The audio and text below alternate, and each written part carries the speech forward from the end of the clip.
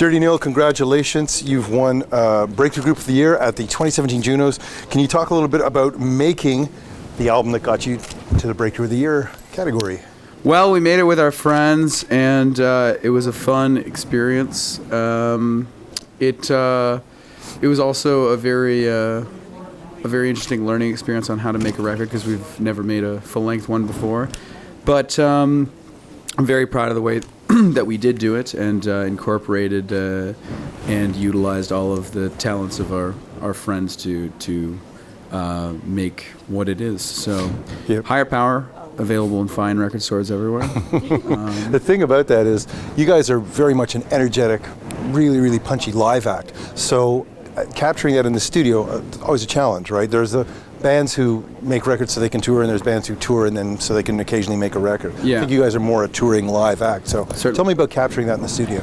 Well, we had a couple things that we'd learned from in the past, and specifically pertaining to guitars, I insisted on using stadium level volumes and recording my guitar in the same room to get that interaction between the guitar and the amplifier, which you totally lose out on if you are sitting in a isolated control room and the amplifier is in some other part of the building. So, right. Much to the dismay of the engineers and the neighbors of the unit that we were recording in, we recorded everything extremely loud, and we didn't double track the vocals, and we just did it pretty quickly and tried to keep the entire thing fun, and recognized the mistakes as part of the charm of our band, and put it out into the world, and just said, "Go, you deal with it." And here we are, sitting on your lovely red couch. So,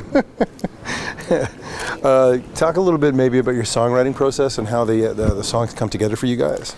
Well, we are certainly, it's a full band effort in every way. I mean, I might come up with a little thing or a couple parts of something, but then it's up to the band to really just knead it into an arrangement, and that's, I think, the most time-consuming and serious aspect of the band is the effort that we put into arranging things and making sure that things flow well and that it's going to sound really good live. And we've never been a band that said, "Oh, well, you know what? We'll just kind of we'll leave this part and we'll kind of figure it out in the studio." Whenever we go into a studio, we have the arrangement ironed out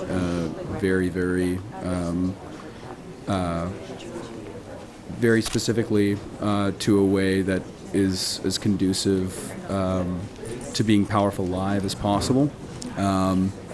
That's just, as you said, like we get our kicks out of the live show. So Higher Power was an effort to basically document how we sounded at that time live, and sprinkle a little bit of magic on top of it to make it sound a little bit fuller.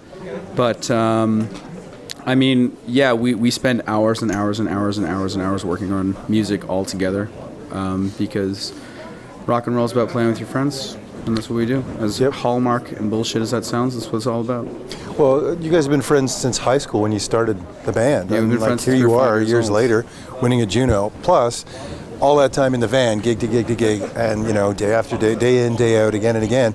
You got to be good friends with people to last through all that You certainly do. stuff. And we live together. And there's that too. It's my turn to do the dishes, but I'm up here in Ottawa. So. There's some sad spoons sitting somewhere in a sink in Hamilton right now. Okay. Guys, thank you very much. Congratulations again. The pleasure's all ours, and thank you to everybody from SOCAN for helping us get paid.